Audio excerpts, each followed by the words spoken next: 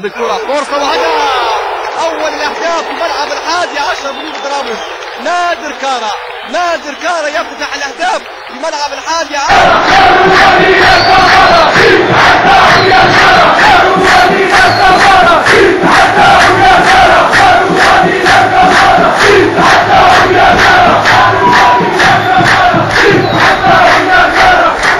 الكرة تتحصل عليها نادر كارا بالرجل اليمنى، يضع الكرة شباك فريق العروبة وشباك الحارس ظافر ميدان.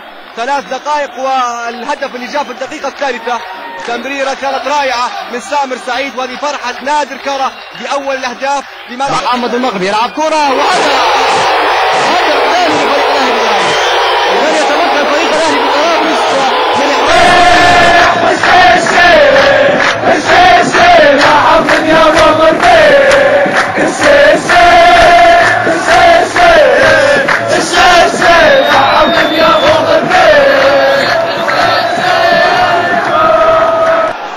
من من جديد لاعبي فريق الاهلي بطرابلس حديدا اجدو.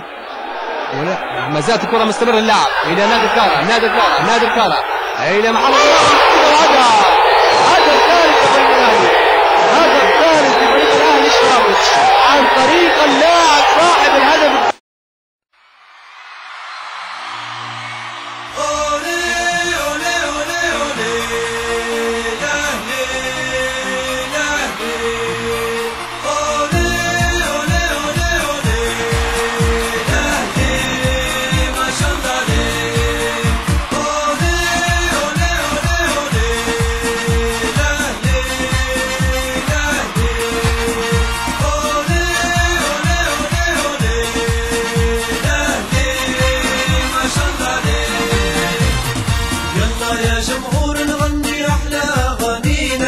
نلبس نخضر ونشجع الاهلاوي نادينا، يلا يا جمهور